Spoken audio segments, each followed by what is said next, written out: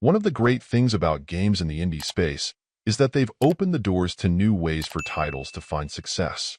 By generally having lower price points, games don't have to be so strictly tied to traditional expectations and can do things like truly lead with story elements, with everything else working to be the vehicle for the narrative being a success, even if those mechanics that help out aren't quite up to the same standard. For me, that's the category Farewell North falls into, delivering an earnest and quite touching story that's delivered pretty well completely through visuals. You'll control a dog who is on a journey with its owner, generally working to help clear paths and aid them on their way.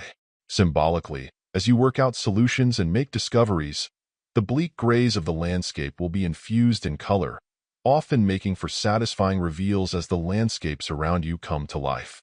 The problems I had, unfortunately, tied to some of the frustrations and obstacles to fully realizing the game story. Whether due to pretty wonky controls, like when you try to move from island to island on the water, I would absolutely recommend going into the settings and changing to the simple boat controls, or puzzles where you understand the solution, but the finicky nature of the game recognizing you being in precisely the right spot.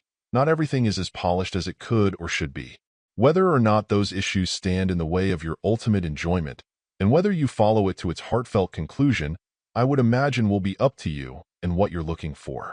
While its implementation may not always be ideal, it's still a very different and enriching experience to take in.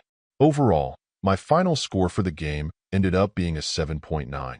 And if you're interested in picking it up, it's currently available on the Switch eShop for $23.99. Thank you for taking the time to listen to this review.